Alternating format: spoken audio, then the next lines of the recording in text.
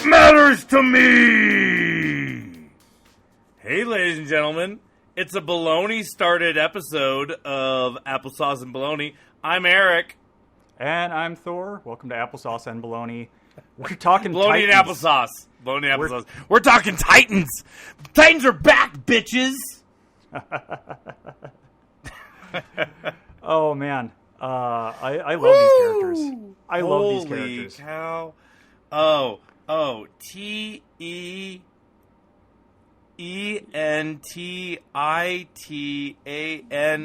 Teen Titans. Let's go. I hope I spelled that right. I've been practicing all day. Like, it's so hard to do.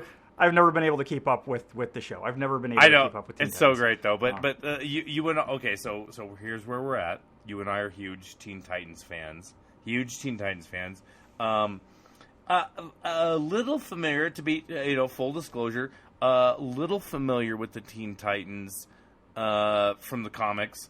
A lot familiar with Teen Titans. You and I grew up before Teen Titans Go. Yes. And then we both had our come to Batman moment, our come to Superman moment with Teen Titans Go, because we were so sad that Teen Titans had been canceled. And then we, of course, we're also Young Justice fans. So that all ties into this very Teen Titans on HBO Max. Spoiler heavy. Make sure you're caught up, or please stop now, or yell at us. Actually, we'd love the attention. But and again, this is an HBO program.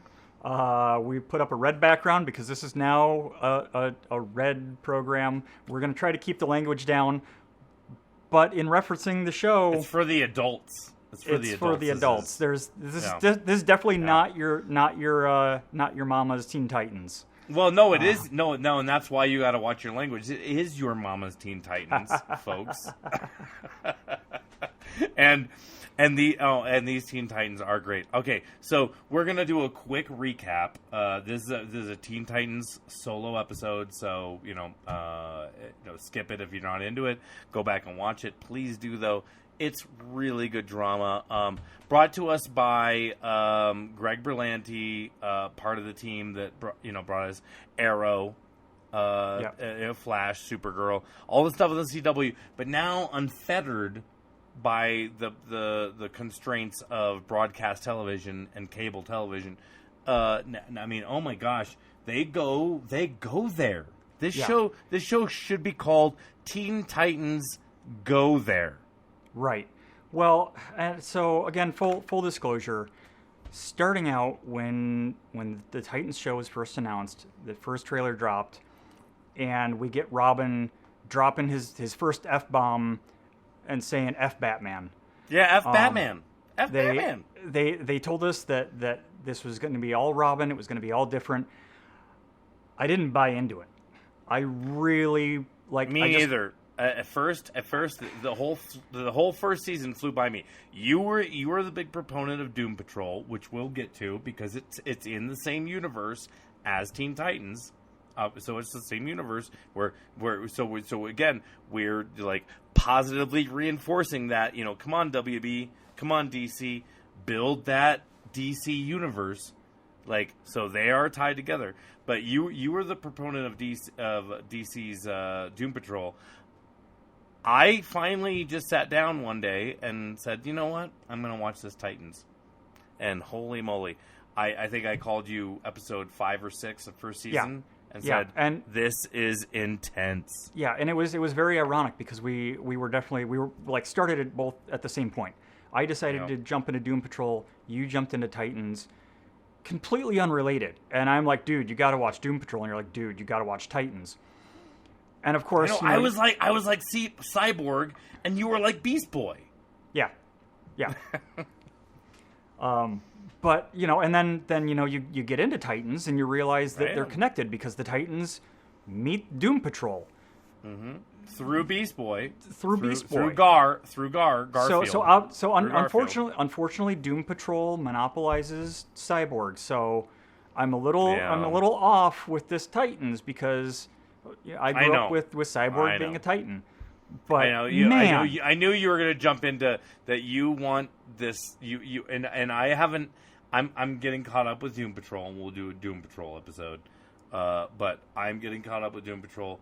You feel like you're in love with Ray Fisher, as we all should be. Like he did a great job as Cyborg, and he'll always be the first, big screen Cyborg. But yeah, no, I'm into it. Like I am 100% sold on what the Titans is doing with the DCU, and even if they want to make the Titans Batman be different from the Ben Affleck Batman or the Michael Keaton Batman, he's got to stand. I mean, and we'll get there. But this Batman, holy cow, this Batman. Yeah, well, and we talked about it again. We talked about it before. The way the Berlantiverse, the TV verse has worked, when they did their Crisis of Infinite Earths, and they tied in the Arrow characters with the Titan characters, with the Doom Patrol characters, with the Stargirl characters, with the Flash 90s characters, with the Batman 90s movies, and then to bring in the Ezra Miller Flash at the end, says to me that at least in the TV universe, it's all connected. Right. And I think, and that's something that Marvel's struggling with, because they have their Netflix shows and they have their TV shows and their movies, right? And they're really all disconnected. You're correct. The advantage Warner Brothers has, DC has over Marvel right now is that their prime material is, it's still open. Yeah. They don't have the constraints that the other one does. Yeah. And really, when we talk about it, my favorite DC property right now is honestly Titans. Me too. Me too. We talked about it before. We talked about it on the phone before we started the podcast. The Titans are doing DC justice. Yes. If you want to talk about the Justice League, the Titans are doing it justice. I really am on board with the direction they're going. I'm on board with the stories they're telling. And I don't know if that's what they want to do, but I certainly hope so, because in my mind, in my nerdy mind, when I'm going to sleep at night, I want to believe that this Titans universe exists in Zack Snyder's universe, that this Jason Todd is the Jason Todd that Ben Affleck loses, or a version of it. Yeah. And again, like we've said before, please, like DC, Warner Brothers, use what Marvel's done. It's all open comic book territory.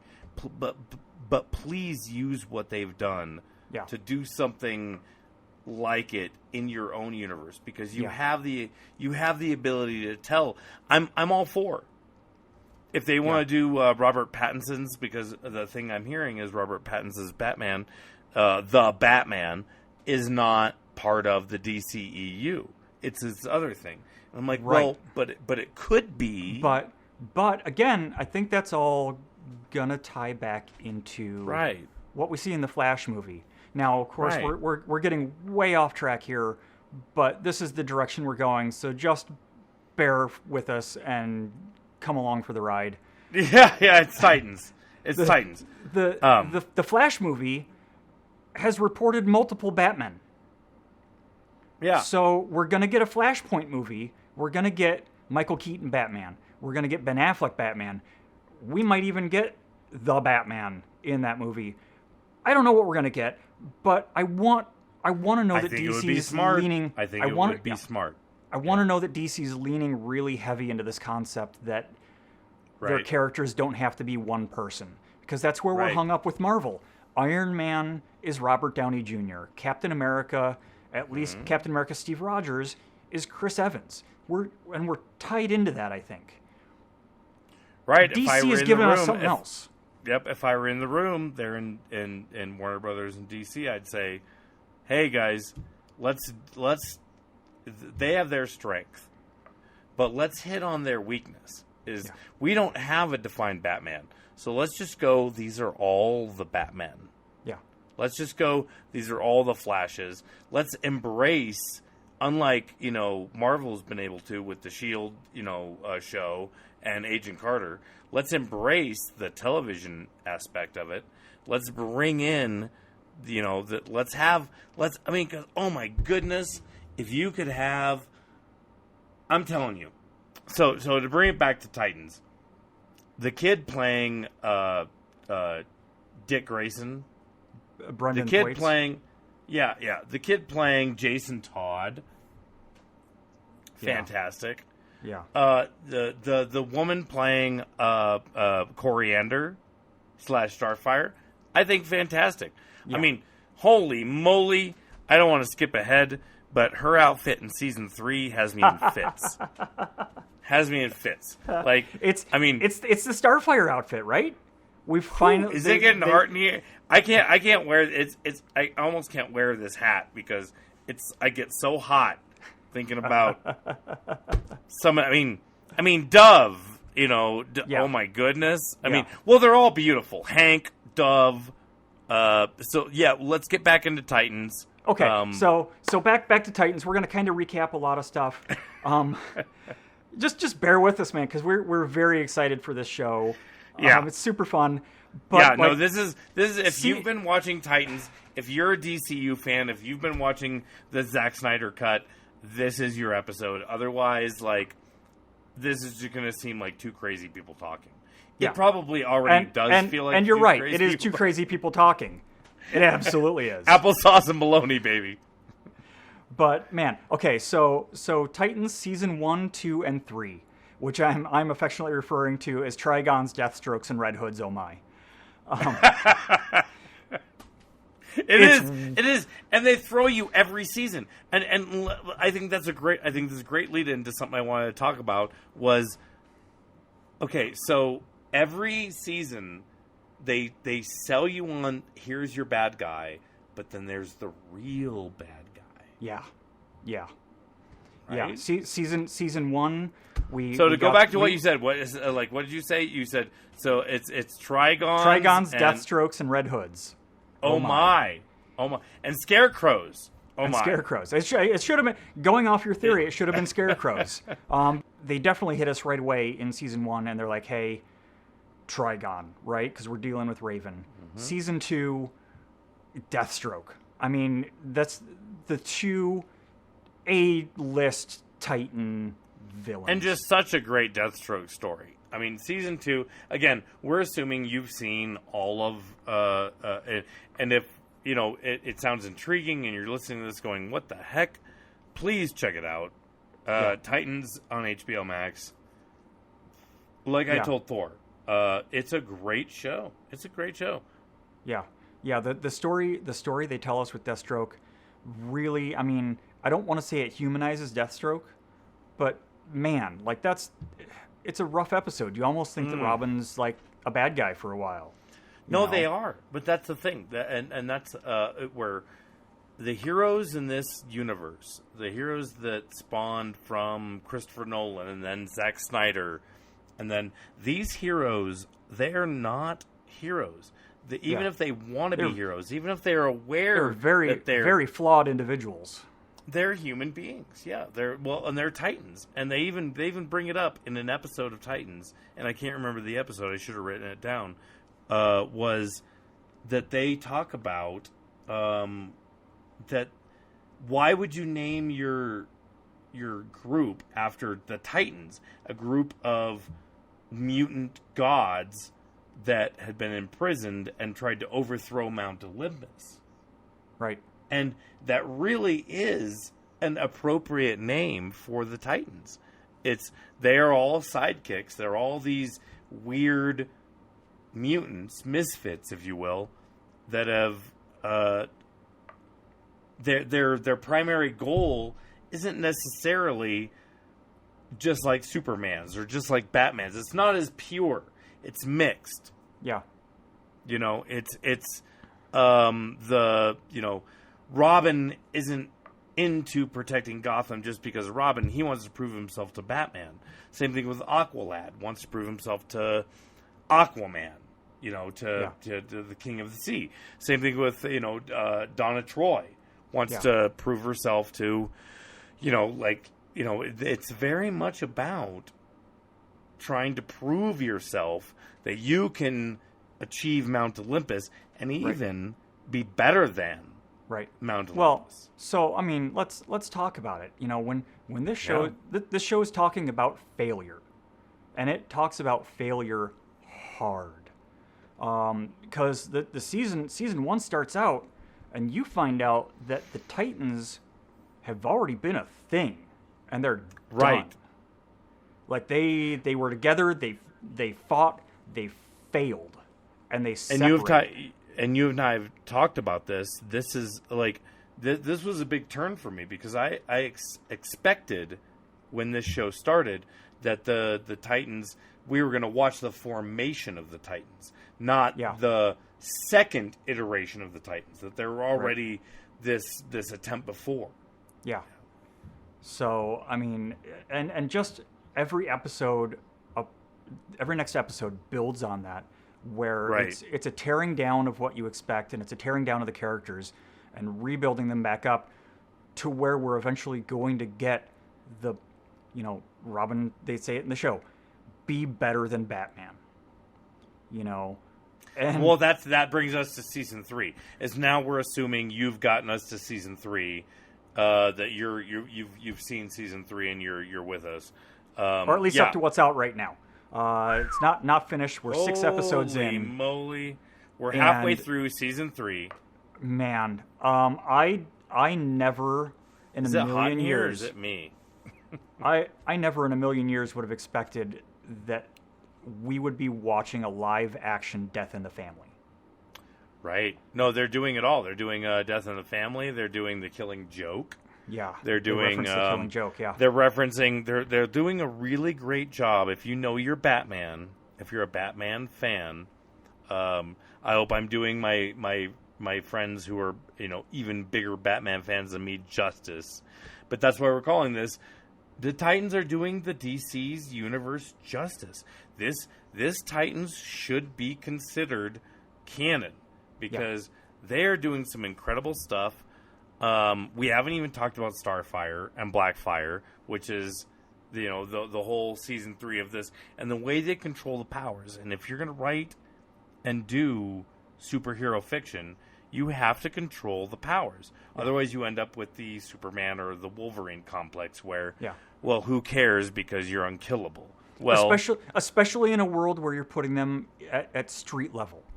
You know, in order for a superhero to work with Robin or a superhero to work with Batman, and I mean Batman superseded this problem, but in order to live on an Earth street level, you can't be a god because a Superman can come down and he can stop. Or you can't be. All the you criminals. have to be a flawed god. Yeah, you have to be a flawed god. You have to be Superboy, who is like, yes, I'm bulletproof and I can do all these things, but if I get into a bad situation, I'm going to wipe a bunch of people out. Yeah. So that's why that's why I believe when I watch the show that when Superboy is, you know, which in this last episode, Miss Vic, or Lady Vic, Lady Vic is the first episode they actually call Superboy. Yeah. And it's just in a roundabout, like haphazard, like almost a nudge, I'm making fun of you way. It's not necessarily such a treat. Yeah. That's the way, and again, steal it from Marvel. Don't call them their names, except subtly. You know, like if you're going to call them their names, their actual, you know, cheesy 50s, 60s, 70s superhero name that they were born with. Right. Do it in jest. If you're going to do WandaVision, if you're going to do Wanda in her original thing, do it as a Halloween costume. Do it in jest. So, I want to talk about Batman. I know the show's Titans. I know it's not about Batman. Well, we have to. But call it's him always Bruce about Wayne. Batman. And no, it's Bruce Wayne. It's Bruce Wayne. And the actor, Ian... oh, gosh. Ian Glenn. What? Ian Glenn. Ian Glenn plays... Who is Jorah in... who most of you will know as Jorah from the Game of Thrones. He was Khaleesi's... he was from the Bear Clan or whatever from the North, who had committed slavery, blah, blah, blah. But yeah, no, his character, him as Batman, and they do it justice in a couple of episodes. They do it justice where he is Adam West meets, Michael Keaton, meets Val Kilmer, meets George Clooney. He hits all the notes, this Bruce Wayne. He is, there are Batmans that will be other Batmans and good Batmans and Bruce Waynes. But this guy, he's got Bruce Wayne. Yeah. He is my Bruce Wayne. And I'm super excited that he's in this. And I'm super excited that they're letting these characters tell stories with Batman. Because the Arrowverse, we got to talk about the vigilante in Gotham. And we got to talk about the superhero in Metropolis. But they never gave us Batman or Superman in the Arrowverse until we got we finally got a Superman when we got Supergirl, and that was almost a gimme, and we never got Batman. And it's weird that they gave up Superman in the CW, but not Batman. That was the hot property. Well, that's when they were trying to figure out Matt Reeves working with Ben Affleck, and then he went with Robert Pattinson, and it became a whole other thing. And so, and I think that's okay. I'm okay with that. But I definitely would be okay with seeing more Ben Affleck, more Batfleck, if you will. Along with Robert Pattinson. I'll give he can have the Batman Year One early Batman. Yeah. They've already set up. Even if they don't tie in together. You know, when I was reading Batman comics, it was Batman, and then it was the Dark Knight, and then you had Detective Comics, and then you had, the Batman by Gaslight, and the Batman Samurai, which Batman Samurai and Batman Gaslight had zero anything to do with the other Batman comics because they couldn't. Well, it was completely off the rails. Well, it was Elseworld, or when they did Barbarian Batman and Viking Batman, and it's great. But I'm on board. I'm all for all the Batman. Yeah. If you can't tell, I'm all for all the Batman. Bring me all the Batman. Just like Marvel, I could watch a Marvel movie every week. I mean, probably every day. But I could watch a new Marvel movie every week. I could watch a new Batman movie every week. Show me pictures of Spider-Man. Right. So I'm on board for whatever they do. And I'm completely on board for this version of Batman, a.k.a. Bruce Wayne. He's playing this character great because he's playing a damaged Bruce Wayne. He's suave. He's a millionaire. He can kick people's asses, but he's damaged. Yeah, he's broken. Well, no, he's lost Alfred. In this, when we're at the point we're at with Titans, he's lost Alfred. He's lost Commissioner Gordon. Yeah. So those are his two guardrails. He's leaning. So that's why in this show they do a very good job. He's leaning hard on the Robins. He's leaning hard on Jason Todd and Dick Grayson to give him his moral compass. Because here's a guy who basically would be one of his villains if he didn't have Commissioner Gordon and and Alfred. And so once he loses Pennyworth and Gordon, it's all done. Yeah. And he beats the Joker to death. The Joker wins in this scenario. In this universe. Yeah, 100% wins. 100% wins because in the comic book, Batman isn't the one that kills the Joker. Jason Todd kills the Joker in the comics. They've decided to buck the tradition. Unless we're wrong, unless they're throwing us, unless something happens down the road in an upcoming episode, which would have to be really well written for me not to call baloney, right? But I mean, they give the Joker his due, and he wins. He wins. He gives Batman to kill. he gives Batman his one bad day. His one bad day. And wins. Yeah. But that leads to such an incredible story. My God, what they're doing in season 3 with the Red Hood and Scarecrow and Barbara Gordon, which in this last episode... Okay. So can we talk about how hot Barbara Gordon is? I mean, am I allowed to? Are we allowed to talk how gorgeous?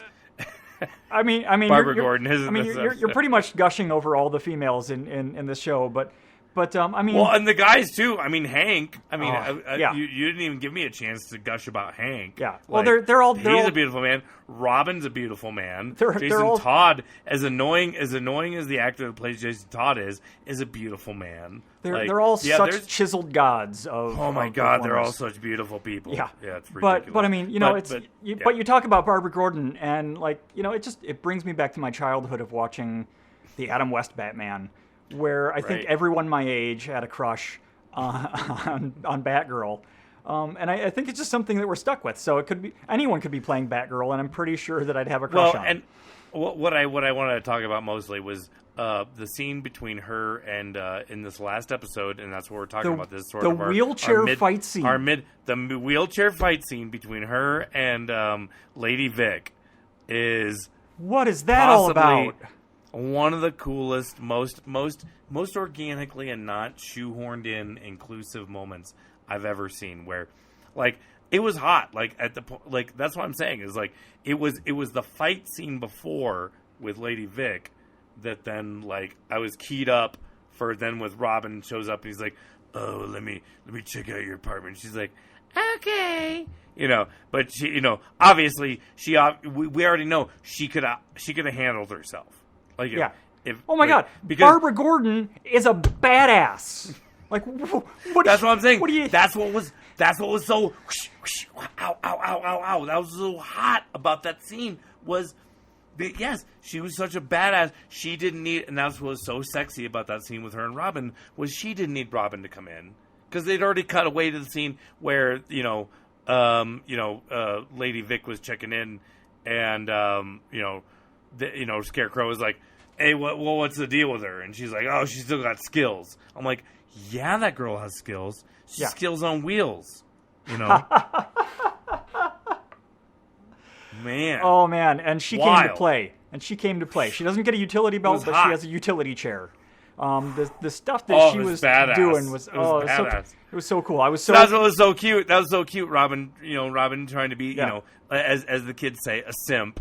And just being like, "Hey, do you need somebody to check out your apartment?" She's like, "Oh, okay." Yeah. And then he comes in, has the feels, and then it was hot. No, I mean this show is hitting on all pistons, and we're definitely going to talk about Titans more. We love it. We think it should definitely be part and respected of the DCEU. But yeah, I mean we're halfway through. So it's okay. I guess now we go to what happens next. Where do we think Titans is going for the season? Man, I don't even know. They have managed to throw my expectations at every turn. Is Wonder Girl going to come back alive? Are we going to see are Wonder Girl and Raven going to show up? Another thing I think we've talked about is I guess this is the question for us to finish on. Is Red Hood, a.k.a. Jason Todd, a.k.a. Robin 2, redeemable? Can he be redeemed? Man, I don't know. Can he? No, we definitely... He killed Hank! We definitely get to see part of that questioning going on in this last episode when Gar is talking to Robin. And he's like, but he's Jason. And Robin's like, but he needs to be brought to justice. And he's like, but he's Jason. But he's Jason. We can't. As someone that's being brainwashed and manipulated, are they responsible for what they did? Right. I say yes because you killed Hank. And screw you, buddy. Yeah, you killed Hank. You ripped my heart out. Again, spoilers alert. You should have seen this already. But and you brought up the great point. You brought up the great point that you think you think at the end of this, Dawn that Robin is going to forgive Jason, and Jason's going to do the right thing and somehow sacrifice himself, but maybe he'll live. But then Dawn just comes in and just beheads him. Yeah, I'm pretty sure she's just going to come in and straight up Thanos him. She's going to go straight for the head. She's not playing around. Dawn's got to have her pound of flesh because her and Hank were in a weird, very codependent. I mean, they made no bones about it. It was a very codependent relationship, based on drugs, based on grief. It was a very complicated and I think very worthwhile story to tell. But and I'm very upset it's over. Very upset it's over. I was so on board with their story. I'd love to see a spin-off of just them. Yeah, but see, I think if you're going to sacrifice a character and an actor like Hank, I think you have to believe, as I do, that they have something better in store for Dawn. Like there's going to be a deeper. Yeah. We're gonna that was our kicking off point for a whole new arc for Dawn, and again. Whatever his name is, I'm sure you'll pop it up when you edit this. R.I.P. We miss you, Hank. Hopefully some way they can scrape up enough of you in a dustpan, put you back in the Lazarus pit, and bring you back, because I loved you. But no, man, it just his whole arc as a superhero hit real close to home. Yeah. And so I think we can't do it. We can't finish up our Titans episode without talking about Hank. Right. Right. About Hawk. Hank. Yeah. Hawk Hank. R.I.P. Yeah. I don't know. Yeah. No, I'm pretty sure that there's I think 3 ways that this could go. Jason Todd has to ultimately sacrifice himself for the greater good. Okay, redemption. Robin can stop him, bring him to justice, aka Dawn can come in and, shoot him dead too. Right. Batman can come back and correct the situation and say, "No, I'm taking care of my ward." I don't see that happening. That's not this Batman. I think that because this is Titans, this is a universe in which Batman goes dark and basically hangs up the cowl. Yeah. Like I take him at his word. Basically, I take him at his word. Well, we're not done with him. We're not done with him because we're gonna get a Tim Drake Robin. So Batman has to come back and bring us another Robin. Which is a great way to wrap up this episode. But yes, so the end, the last of the Lady Vic episode 6. So between the 10, 11, and 13 episodes they've done, or I think of the 10 and 13 episodes they've done in the previous seasons, leads us to believe we're about halfway through. We're halfway through Titan Season 3. And heavy lean in at the end of the Lady Vic episode 6, on Tim Drake, who is actively going up against the effects of the previous Robin. Yeah. Crazy. Yeah. So, we could gush about Titans for probably another hour. We've talked about it endlessly. I love this show. We're gonna move on. I want to talk about future stuff. Talking about Titans, we got to talk about Doom Patrol. Doom Patrol season 3. Well, it ties in. There's literally a Titans episode called Doom Patrol. Yeah. So it's tied together. Yeah, absolutely tied together. A couple weeks ago, Doom Patrol dropped season 3 trailer that is just absolutely off. I watched it. I was like, oh my goodness, I need to rewatch season 2 of Doom Patrol. Get ready, because here we go. So I obviously I wrote it down, but now I can't find it. I can't remember the gal's name that played Missy from Doctor Who. Michelle. She played the Master. She was female Master during Peter Capaldi's run. Yeah. Oh, awesome. So she's coming in to Doom Patrol season 3. And man, this trailer for Doom Patrol Season 3 looks even more off the rails than 1 and 2. I don't know where it's going. It's wild. You wanted to talk about Stargirl. Hit me with Stargirl. Yes. Yeah, no, I'm big into Stargirl. I think they set it up at the very end of, kind of when I moved out of really following heavily the CW stuff, but they did their Crisis on Infinite Earth, and they set up the Stargirl universe. So, yeah, Stargirl, definitely worth checking out. I think, again, I think Warner Brothers and DC has such a great opportunity with the Flash movie. Even if they just drop in, just do it. Just drop in a bunch of Easter eggs for all these other properties and somehow make the Flashpoint movie just tie the room together. Like you've said before, like the dude's rug. Just make the Flash be the rug, just tie the room together. And I'm okay with it. And you can do it because if you're going to do Flashpoint, you can do whatever you want. Whatever you want. Do whatever you want. And then bring in whoever you want. But yeah, give Stargirl a chance. Give Titans a chance. Give Doom Patrol a chance. Like, DC is doing some good stuff. They don't have the synchronous marketing push and singular but derivative narrative that Marvel has. But one thing I will say that DC Marvel or DC is doing better than Marvel is giving other people a chance to explore their visions. That's how we're getting the Joker. I'm okay with Matt Reeves. I'm okay with Robert Pattinson. But maybe make up with Zack Snyder and let him continue his whole Dark Justice, Dark Universe thing he was doing. I mean, I'd be okay with that too. We've talked about having this problem before. There's just too much stuff out there, which is the best problem to have, because I'm loving all of it.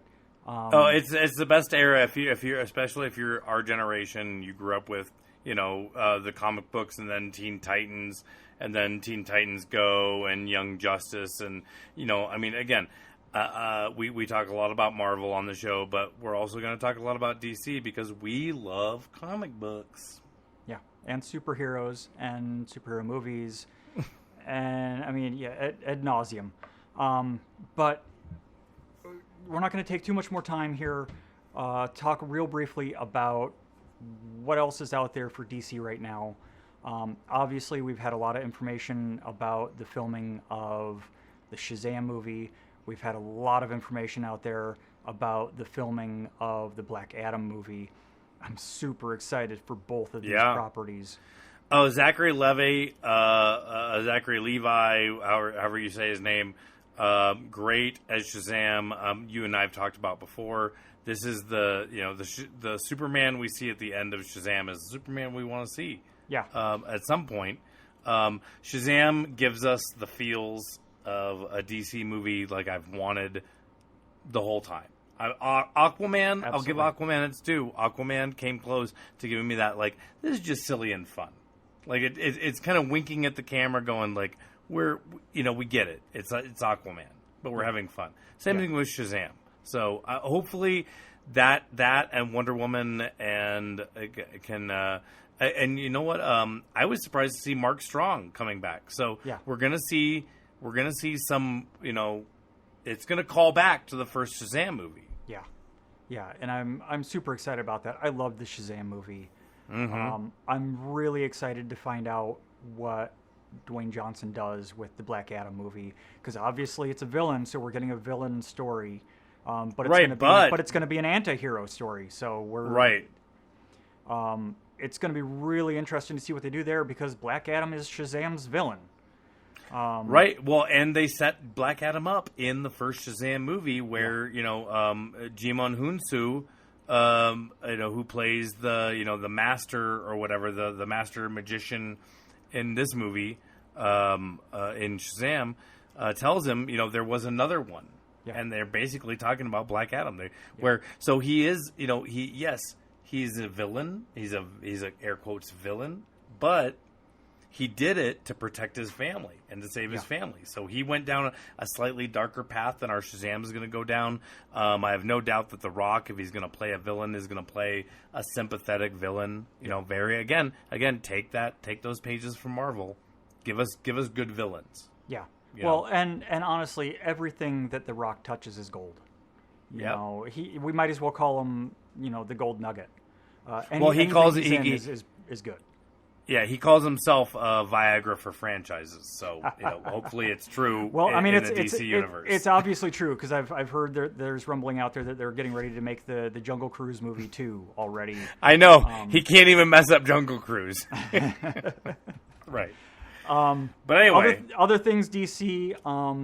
There's talk of a Black Canary movie coming to HBO. Yes, Black Canary's with Journey coming. Smollett. Being helmed by Misha Green of Lovecraft Country. So yes, and I've heard good things about the Batgirl show. That the Batgirl show is finally the Batgirl show that we wanted. The Batwoman show.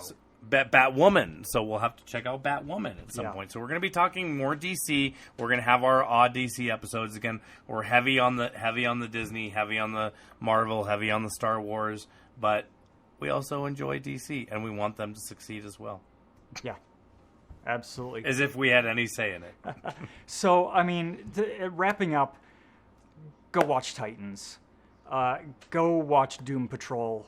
Watch Stargirl.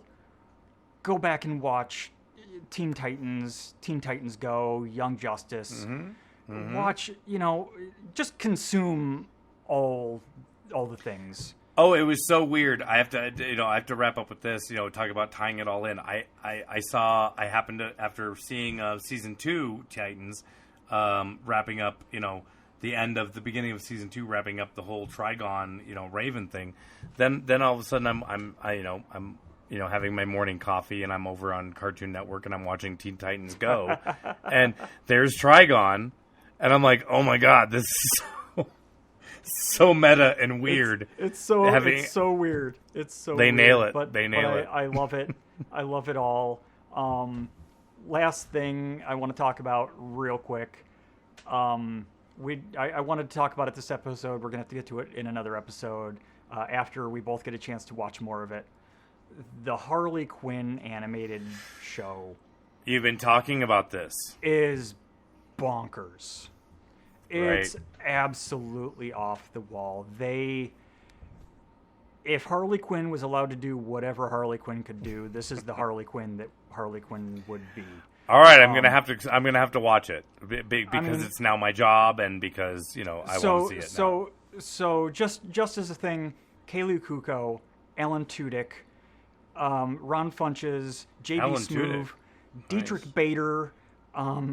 Dietrich Bader, Giancarlo Esposito, Wayne Knight. I mean, it's all-star. Phil Lamar, all-star cast. Holy cow! It's nuts, and I love it. It's everybody. It's nuts, and I love it. I'm sold. I'm gonna go check it out. And we'll talk about it. Definitely more coming from Harley Quinn. More coming from DC. More coming from Marvel. More coming from Disney. Everything coming at you. Everything all the time. Yeah, the DCEU, baby. The DC, the Disney Cinematic Extended Universe. Titans are back, bitches. All right, and we'll see you next time.